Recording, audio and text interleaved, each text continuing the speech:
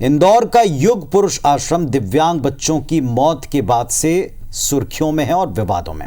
और इस बीच कांग्रेस के एक प्रतिनिधि मंडल ने अधिकारियों को ज्ञापन दिया, आश्रम पर संगीन आरोप लगाए। कांग्रेस का यह कहना है कि आश्रम में मानव तस्करी हो रही है और यह सब सरकारी पैसा हड़पने की प्लानिंग के तहत हो रहा है। कांग्रेस के इस आरोप पर अब सियासी बयानबाजी भी तेज हो गई है। देखिए जरा। निराश्रित बच्चों का आसरा इंदौर का युग पुरुष आश्रम, जो लंबे समय से बद इंतजामी और दिव्यांग बच्चों की मौत के चलते विवादों में है। प्रशासन के स्तर पर इसकी जांच भी की गई, लेकिन इसकी रिपोर्ट सामने आने से पहले ही कांग्रेस के प्रदेश महासचिव राकेश यादव ने आश्रम में मानव तस्करी और लड़कियों को बेचने का आरोप लगाकर सनसनी मचा दी है।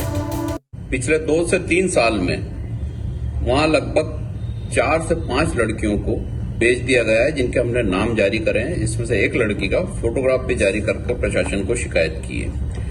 ये सोची समझी षड्यंत्र का हिस्सा है। प्रशासन पिछले 1.5 महीने से जांच कर रहा है, लेकिन इन सारी चीजों पर नहीं पहुंच पाया।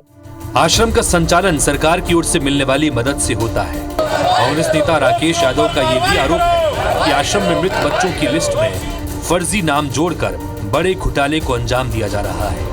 इस तरह से अनेक अनियमितताएं, अनेक बच्चों की जाने गई हैं, जिनके नाम हमने जारी करे हैं, लिस्ट में जारी करे हैं। लाडली लक्ष्मी में अनेक बच्चे ऐसे हैं जिनकी मौत हो चुकी है, जिनका नाम से फायदा लिया जा रहा है। और नाम रिप्लेस करने का जो खेल है, उसमें महिला बाल विकास के लोग शामिल हैं। इसमें जांच के लिए डीजीपी और मुख्यमंत्री को शिकायत की गई है। सख्त से सख्त कार्रवाई होना चाहिए।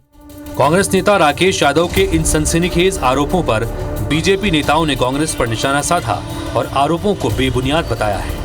तो शर्म आ रही, राजनीति के लिए और भी विषय हो सकते हैं। कम से कम ऐसी घृणित राजनीति से कांग्रेस को बचना चाहिए और ऐसे संवेदनशील विषयों को राजनीति का विषय नहीं बनाना चाहिए। कहीं न कहीं कांग्रेस निम्न स्तरीय राजनीति कर रही है। मुद्दा विहीन कांग्रेस से कोई मुद्दे नहीं है, इसलिए इस तरह के मुद्दों पर राजनीति कर रही। कहीं न कहीं कांग्रेस की जो मंशा है इसी घृणित राजनीति की है। तो निश्चित। इधर पुलिस का कहना है कि इस मामले में कलेक्टर ने जांच कमेटी गठित की थी और इसकी रिपोर्ट का इंतजार है। बहरहाल युग पुरुष आश्रम का सच क्या है, बिना जांच के किसी नतीजे पर पहुंचना जल्दबाजी होगा। कांग्रेस के लगाए संगीन आरोपों को भी नजरअंदाज नहीं कर सकते। हालांकि कांग्रेस के इन आरोपों से एक बार फिर युग पुरुष आश्रम कटघरे में खड़ा नजर आ रहा है। अंशुल मुकाती, IBC 24, इंदौर।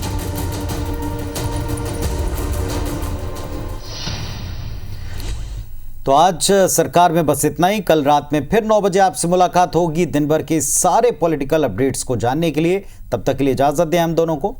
नमस्कार।